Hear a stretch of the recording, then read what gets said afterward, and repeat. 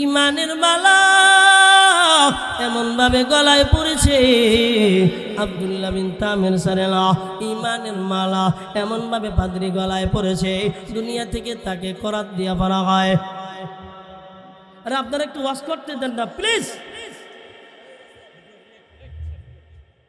আমি কি আলোচনা করতেছি? এখানে পৃথিবীর কিছু চলে, আমাকে পাগল বানায় ফেলছে। কোরআনের ভদ্রতা আমাদের সবার রক্ষা করা উচিত। সবাই তো আমরা ঈমানওয়ালা, চিল্লা বলেন ঠিক কিনা? তাফসীর করতেছি, আল্লাহ আমাদেরকে সঠিক বুঝ দান করুন। এই সমাজে জারি গান চলে মিয়া, কোন কোরআনহীন মানুষের কথায় কোরআনওয়ালা মানুষ চলে না। খেয়াল করেন, কোন কোরআনহীন জাহেলের কথায় কোরআনওয়ালা আমলওয়ালা মানুষ চলতে পারে না।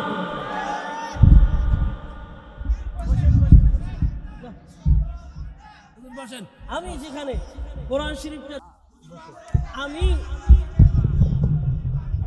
শুনেন, আমি কি মুখ দিয়ে কোনো কথা নিজস্ব কথা বলতেছি? কথা বলেন না কেন? আমি কি আমার ইচ্ছাকৃত কোনো কথা বলতেছি? একটা মানুষের চলার জন্য কি আল্লাহর কোরআন দরকার না? হ্যাঁ, আপনার মন মতন আমি চলবো কে? গোলাম পাইছেন আমারে?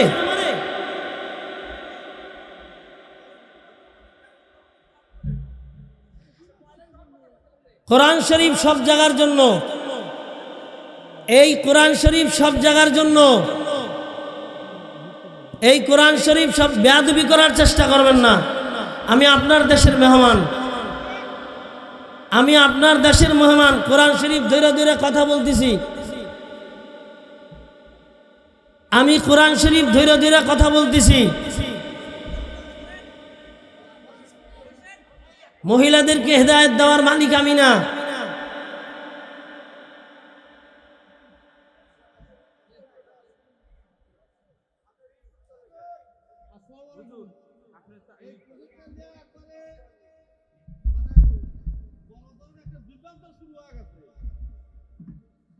আমি কি কোরআনের বাহিরে কথা বলতেছি? শ্রোতারা আপনারা যারা শুনতেছেন, আমি কি একটা হরফের বাহিরে কথা বলছি?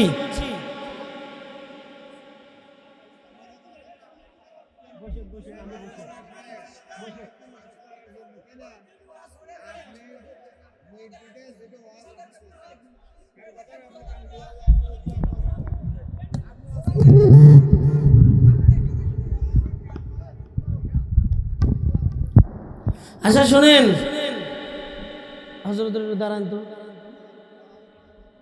এই হুজুর আপনাদের কি হয়? আপনাকে মাদ্রাসার শিক্ষক না বড় হুজুর? হুজুরে ভাড়া কইছে জিজ্ঞান দি, হুজুর কোথায় ভাড়া কইছে? হ্যাঁ, বগুড়া জামিল মাদ্রাসায়। হুজুরের তর্জমা জানে। আমি যে কথাগুলি বলতেছি এগুলি কি কোরআনের বাহিরে কিছু বলতেছি? হুজুরে প্রশ্ন করেন, হুজুরে যদি বলে মৌলানায় ভুল বলতেছে, তাহলে আপনাদের বিষয় আমি মেনে নেব। আমি আপনাদের সন্তান, আমি আপনাদেরকে যদি হক কথাটা না বলতে পারি, আমি আপনাদের মেহমান, আমাকে এত কষ্ট করে আপনারা আনছেন, আমি যদি কোরআন ও হাদিস থেকে কথা না বলতে পারি, তাহলে আর কোথায় বলবো? বলেন, পারবেনি? সম্ভব হবে। এবার বান্দা নেক আমল করবা, ইল্লাল্লাযীনা আমানু ওয়া আমিলুস সালিহাত ওয়া তাওয়াসাউ বিস সাবর। ও বাবাজি, আল্লাহর বান্দারা একটু খেয়াল করেন না, দুনিয়ার জমিনে তারা ক্ষতিগ্রস্ত হবে না। ঈমান আনবে যারা, নেক আমল করবে যারা, এরপরে ভালো কথার প্রচার করবে যারা, একে অন্যকে ভালো কথা বলবে, অন্য আরেকজনকে ভালো কথা বলবে, হকের কথা বলবে, দুনিয়ার জমিনে বাতিলের কথা বলবে না। চিল্লা বলেন ঠিক কিনা? হকের কথা বলতে তাদের হৃদয় কম্পন হবে না, হকের কথা বলতে তাদের চক্ষু কাঁপবে না, হকের কথা বলতে শরীর কাঁপবে না। হকের কথা পরস্পর বলা বলি করবে, জীবন চলে যাবে, এরপরেও চিল্লা বলেন ঠিক কিনা? জীবন চলে যাবে। এরপরেও হকের কথা বলতেই থাকবে, শুধু হকের কথা বলবে না। হকের কথা বলতে যাইয়া এবার কষ্টে পইরা যাবে, নিদারুণ কষ্টে পইরা যাবে। এবার যখন নিদারুণ কষ্ট পইরা যাবে, ও আল্লাহর বান্দারা, নিদারুণ কষ্টে যখন পইরা যাবে, তখন আবার সবরের মুযাকারা করবে, পরস্পরে সবরের আলোচনা করবে। একজনের ঘরে খাবার নাই, ডাক দিয়ে বলবে ভাই খাবারের দরকার নাই, ঈমান তো আছে। কথা বল না, খাবারের কি নাই, দরকার নাই, কি আছে? ঈমান তো আছে। নবীজির সাহাবী উত্তপ্ত মরুভূমির উপরে, বালুর উপরে, গরম, হাত বাঁধা পা বাঁধা, শীত কইরা মাঝে মধ্যে টানা হাসরা করা হয়। এমন সময় সাহাবায়ে আজমাইন ডান ও বাম দিয়ে যখন চলাচল করতেন, ডাক দিয়ে বলতেন, ও নবীর সাহাবী ধৈর্য ধরো, আমার আল্লাহ এই ধৈর্যের বিনিময় তোমাকে দুনিয়া ও আখিরাতে সবল বানায় দিবেন। কথা বলেন ঠিক কিনা? ধৈর্য ধরা লাগবে রে বাবারা, ধৈর্য না ধরলে ইমানের পরিচয় দেওয়া যায় না। এই খালি বিড়ি খাইবেন, সিগারেট খাইবেন, ইয়াবা খাইবেন, বাবা খাইবেন, হারাম খাইবেন, সুদের খাতায় নাম লেখাইবেন, ঘুষের খাতায় নাম লেখাইবেন, মিথ্যার খাতায় নাম লেখাইবেন, জিনার খাতায় নাম লেখাইবেন, চোর বাটপাড়ির খাতায় নাম লেখাইবেন, চান্দাবাজের খাতায় ধান্দা করবেন। কথা বলেন কি? চান্দাবাজের খাতায় আজকে আমি বসা, আমি যেখানে থাকি, আমি থাকি 2-3 জায়গায়, আল্লাহ রাখেন। দেশের বাড়িতে থাকি, ঢাকায় থাকি, আর মাদারীপুরে থাকি। তো বেশি টাইমটা মাদারীপুরে থাকি। বন্টন করা, কোথায় কবে কোন দিন থাকবো আল্লাহ রাখবেন। তো আজকে খুব অসুস্থ, সকালে কথা বলতে পারি না, কাশ, ঠান্ডা, জ্বর। তো ডক্টরের কাছে গেলাম, ওনার চেম্বারে আমি বসা। তো দেখতেছি যে চেম্বারের সামনে ফুটপাতের উপরে দোকান একজনে বসাইছে, আর একজনে আইয়ে উঠাই দিতেছে। তা আমি বললাম, দোকান একদলে বসাইতেছে, আর একদলে উঠাইতেছে, কারণ কি? কয়েছে কারণ হইলো ওরা যদি বসে তো ওরা খাইব, আর ওরা যদি বসে ওরা খাইব। তা আমি জিজ্ঞাসা করলাম, তা ওদের কাজটা কি? ওদের কাজই একটারে উড়াইয়া দাও, আর একটারে বসে। ওদের আর কোনো কাজ? ফুটপাতে জুতা বেচে, এর থেকে ওদের চান্দা না নিলে 12 টাকা।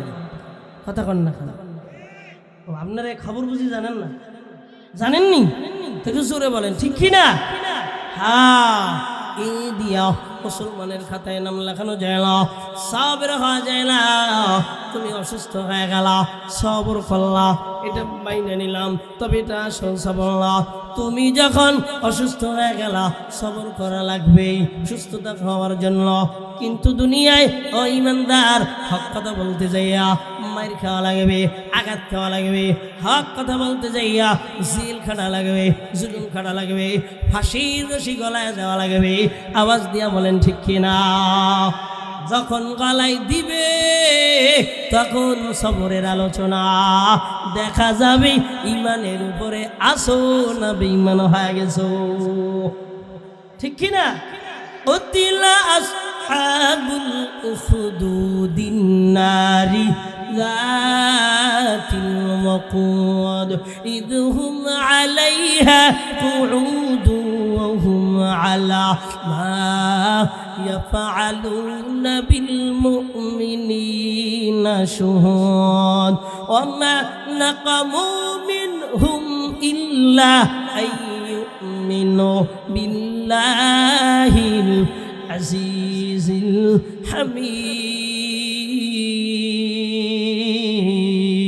الحميد। এই সূরা বুরুজের ভিতরে আল্লাহ ইমানের সবর নিয়া উম্মতে মুহাম্মাদীকে জানায়, এই কুতিলা আসহাবুল উখদুদ আন-নারি যাতিল ওয়াকুদ। ওই আসহাবে উখদুদের ঘটনাকে আল্লাহ সামনে টেনে এনে বলে, এই তারা আগুনের ভিতরে ঝাঁপ দিয়েছে, কিন্তু তাদের ঈমানকে কারো কাছে বিক্রি করে নাই। আওয়াজ দিয়ে বলেন সুবহানাল্লাহ। তাদের জীবন চলে গেছে, এরপরে ঈমান বিক্রি করে। আর আমগো বাঙালি মুসলমান টুপি আছে, দাড়ি আছে, নামাজও পড়ে, হ্যাঁ ইমান বিক্রি গোপনে করতে টাকার বিনিময়ে সময় নেই। জোরে কথা কন না কেন? হ্যাঁ, যাগো এই সমস্যা আছে, এরা তো কথা কইব না।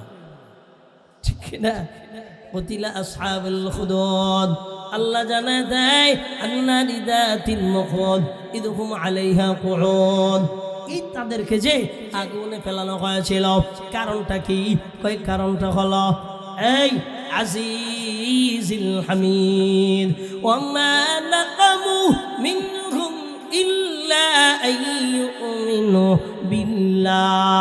আইয়ুমিনু বিল্লাহিল আজিজিল হামিদ এদের কি বলে অন্যায় ছিল এরা প্রশংসাময় ক্ষমতাধর আল্লাহর প্রতি ঈমান এনেছিল এই ঈমান আনতে যেয়া একটু খেয়াল করেন বাবা কি সবরের দুনিয়ার জমিনে নিদর্শন রেখে গিয়েছে মুফাসসিরিনে কেরাম এই আয়াতের শানে ঈশা একটা ঘটনা লেখেন একটা যুবকের ঘটনা লেখেন আর তৎকালীন জামানার আল্লাহদ্রোহী বেঈমান বাদশার ঘটনা লেখেন ঘটনাটা বাবা এমন বলেন তৎকালীন জামানায় বাদশা জুনাওয়াজ বাদশাহী লইয়া নিজেকে এবার বান্দারা নিজেকে খোদা দাবি করলেন খোদা দাবি করার পর সমগ্র জায়গায় নিজের খোদায়িত্ব চালানোর লেগা জাদু বিদ্যা দিয়া দুনিয়ার জমিনে জাদুকরের মাধ্যমে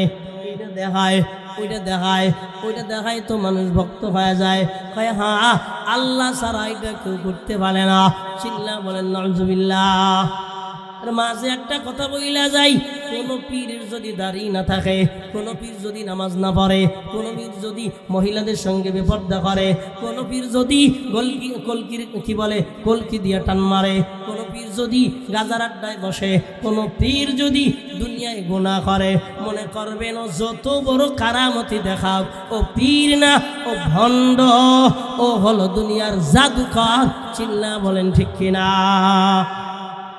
থাকবে তো মনে থাকবে তো ইনশাআল্লাহ থাকবে তো মনে পাখি উড়ে দিল আপনি গুলিস্তান যাইয়েন ছোট ছোট পোলাবান কাগজ দিয়া কবুতর বানায় কথা কি দিয়া কাগজ দিয়া সাদা কাগজ দিয়া কবুতর বানায় আপনি গুলিস্তান যাইয়েন আমি দেখায় দেবো ছোট বাচ্চারা এই ছোট দাড়ি ওঠে নাই মোছ ওঠে নাই ঠান্ডা মাথায় কাগজ দিয়া এবার গোলাপ ফুল বানায় এটা পীর কথা না এটা পীর এটা জাদুকর কথা বলে এটা কি এটা জাদুকর এটা মাথায় রাখবেন ঈমান নষ্ট হবে না বাদশা জুনাওয়াজ এবার তার সর্বোচ্চ যে জাদুকর দুনিয়া থেকে বিদায় নিয়ে চলে যাবে এমন তো অবস্থায় ডাক দিয়ে কয় হে বাদশা নামদার আমি বিদায় হয়ে যাব আমার বিদায়ের আগে আমার মতন আর একজন জাদুবিদ্যাওয়ালা জাদু করে রেখে দাও অতএব একটা নওজোয়ান যুবকের ব্যবস্থা করো এবার নওজোয়ান যুবক আল্লাহর বান্দারা খেয়াল করেন না নওজোয়ান যুবককে এবার ভাড়া করা হয় নওজোয়ান যুবককে এবার ভাড়া করে জাদুকরের বাড়ি পাঠানো হয় জাদুকরের বাড়িতে যখন যায় প্রতিমধ্যে একটা খানকা একটা পাদ্রির গির্জা পায় ওই জায়গায় পাদ্রিকে এবার তাকায় তাকায় দেখে পাদ্রি কাউকে ডাকে না পাদ্রি ডাকে একমাত্র আল্লাহকে পাদ্রি কারো জিকির করে না পাদ্রি কেবলমাত্র একমাত্র আল্লাহর জিকির করে এবার তার অনেক কি বলে মুরিদান আছে ওরা আসে ওনার থেকে নসিহত শোনে ওনার থেকে বয়ান শুনে চলে যায় যুবকে এবার জাদু করে বাড়ি যাওয়ার প্রতিমধ্যে উনি এবার বয়ান শুনে না ইসলামের দিকে তৎকালীন জামানার নবী ঈসা ছিলেন না ওই সময়কার ঘটনা নবী ঈসার ধর্মের দিকে ধাবিত হইতে থাকলেন জাদুবিদ্যা শেখে আবার ধর্মের দিকে ধাবিত হয় রে বান্দারা যখন ধর্মের দিকে ধাবিত হয় হঠাৎ করে এবার দুইটা জায়গায় পয়েন্টে এবার আউট হয়ে যাওয়ার কায়দা সেটা হলো এইটা মানবো না এইটা মানবো কোনটার দ্বারা আমার মুক্তি মিলবে যুবক হঠাৎ করে এবার রাস্তার ভিতরে তাকায় দেখে একটা বন্য প্রাণী একটা সিংহ হবে এটা রাস্তাকে রোধ করে দাঁড়ায় রয়েছে ইতিমধ্যে দুনোদারে মানুষগুলা জমা হয়ে গেল সামনে আগাইয়া এবার মনে মনে টেনশনে পড়ে গেল এই জাদুবিদ্যা সত্যি না না ওই আল্লাহর বান্দা, ওই গোলাম মুরব্বী তার এই বয়ান আল্লাহ আছে, এটা সত্যি, এটা আমার দেখা লাগবে। অতএব হাতের ভিতরে এবার একটা পাথর নিলেন রে বাবা। হাতের ভিতরে পাথর নিয়া ডাক দেখায়, আল্লাহ এই পাদ্রীর ধর্ম যদি সত্য হয় আমি পাথর নিক্ষেপ করব, সঙ্গে সঙ্গে তুমি এই বন্য প্রাণীটাকে দুনিয়া থেকে বিদায় করে দিবা। চিল্লা বলবেন না সুবহানাল্লাহ। তোমার ইমান কম, ইমান বাড়ায় দেও, আমার আল্লাহ সব করতে পারে। চিল্লা এখন ঠিক কিনা? আমার আল্লাহ আসমান কাঁপাইতে পারে, জমিন কাঁপাইতে পারে। আমার আল্লাহ ধনীকে গরিব বানাইতে পারে, গরিবকে ধনী বানাইতে পারে। আওয়াজ দিয়া বলেন ঠিক কিনা? ও বাবাজি, আল্লাহর বান্দারা একটু খেয়াল করো না। এবার ওই যে যুবক, যুবকের নাম হলো আব্দুল্লাহ বিন তামের। যুবকের নাম হলো আব্দুল্লাহ বিন তামের। আল্লাহর নাম নিয়া এবার পাথর মারলেন। পাথর মারতে দেরি, বন্য প্রাণী মরতে দেরি হইল না। আব্দুল্লাহ বিন তামেরির এমন মুজিজা দেখে এলাকার মানুষগুলা এবার ভক্ত হয়ে গেল। চোখে ব্যথা, আব্দুল্লাহ একটু ফু দিয়া দাও, একটু ছাড়া দিয়া দাও। মাথায় ব্যথা, আব্দুল্লাহ একটু ছাড়া দিয়া দাও। পায়ে ব্যথা, আব্দুল্লাহ একটু ছাড়া দিয়ে দাও। অন্ধ, আব্দুল্লাহ একটু চোখে ফু দিয়া দাও। দিত আল্লাহ সঙ্গে সঙ্গে ভালো করে দেয়। আওয়াজ দিয়ে বলেন সুবহানাল্লাহ। ও আল্লাহর বান্দারা, আব্দুল্লাহ বিন তামিরের বাদশাহ, এবার তার একজন মন্ত্রী ছিল বাবা। ওই মন্ত্রীটা অন্ধ মন্ত্রী ছিল। ওনার কানে গেল এমন একটা নৌজওয়ান, চোখে ফু দিলে নাকি ভালো হয়ে যায়। মন্ত্রী এবার আব্দুল্লাহ বিন তামিরের বাড়ি চইলা যায়। এরে আব্দুল্লাহ, আমার চোখে একটু ফু দিয়া দেও, সারা দিয়া দেও, আমি যেন দুনিয়াটা দেখতে পারি। আব্দুল্লাহ বিন তামির ডেকে কয়, এই আমি দুনিয়ায় চক্ষু ভালো করার মালিক না। এবার অন্ধ ডাক দিয়া কয়, মন্ত্রী ডাক দিয়া কয়, ভালো করার মালিক কেডা? আব্দুল্লাহ বিন তামির জানা দেয়, ভালো করার মালিক হলো তোমার এবং আমার আল্লাহ। মন্ত্রী ডেকে কয়, আল্লাহ আসেনি? কয়, হ্যাঁ আল্লাহ আছে, তিনি তোমাকে ভালো করবে, আমাকে ভালো করতে পারবে না। আব্দুল্লাহ বিন তামির এবার ডাক দিয়া বললেন, আল্লাহ ভালো করার মালিক। মন্ত্রী বলেন, তাহলে কেমন কি করা যায়? আব্দুল্লাহ বিন তামির বলে, কালিমার মালা গলায় পরে নাও, এরপরে আমি ঝাড় দিব, আল্লাহ নিজেই তোমাকে সুস্থ করে দিবেন। এবার কালেমার মালা মন্ত্রী গলায় পরে নিলেন, লা ইলাহা ইল্লাল্লাহ ঈসা রূহুল্লাহ। এবার কালিমার মালা গলায় পরে নিলেন। এবার আব্দুল্লাহ বিন তামির চোখে ফু দিলেন, তো অন্ধ বান্দা দুনিয়া দেখতে পাইলেন। সুবহানাল্লাহ। হায় হায়। পরের দিন রাজ দরবারে হাজির। কিরে, তুই না চোখে দেখতি না? বাদশাহ বলে, এখন কেমন চোখে দেখো? ও বাদশাহ, আমার আল্লাহ আমারে সুস্থ বানায় দিছে। বাদশার মেজাজ গরম হয়ে গেছে। কিরে মন্ত্রী, এতদিন আমারে আল্লাহ খোদা বললি, এখন আবার তোর কেডা খোদা? তার মানে আমি তো?